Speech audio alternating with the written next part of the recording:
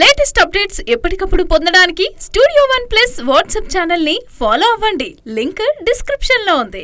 Vijay Devarakonda fans మాత్రమే కాదు, టాలీవుడ్ కూడా బోలెడ్ హోప్స్ పెట్టుకున్న సినిమా కింగ్డమ్. ఈ సమ్మర్ సీజన్ కు మిగిలిన ఏకైక పెద్ద సినిమా అది. హిట్ 3 సినిమా థియేటర్లను ఓ 4 రోజుల వరకు బలంగా ఆదుకుంది. ఆ తర్వాత ఎక్కువ థియేటర్లను ఆ సినిమా ఆదుకోలేదు.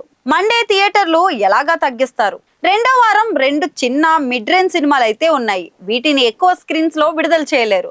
మళ్ళీ కింగ్డమ్ వచ్చే వరకు సరైన సినిమానే లేదు. కానీ పరిస్థితి చూస్తుంటే కింగ్డమ్ వస్తుందా లేదా అనే అనుమానం కూడా కలుగుతోంది.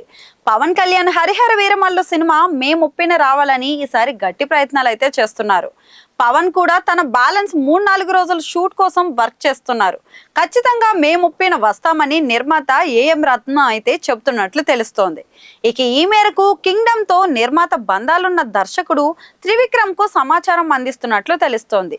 ఇక హరిహర వీరమల్లు వస్తే కింగ్డమ్ కు బ్రేక్ పడిపోతుంది.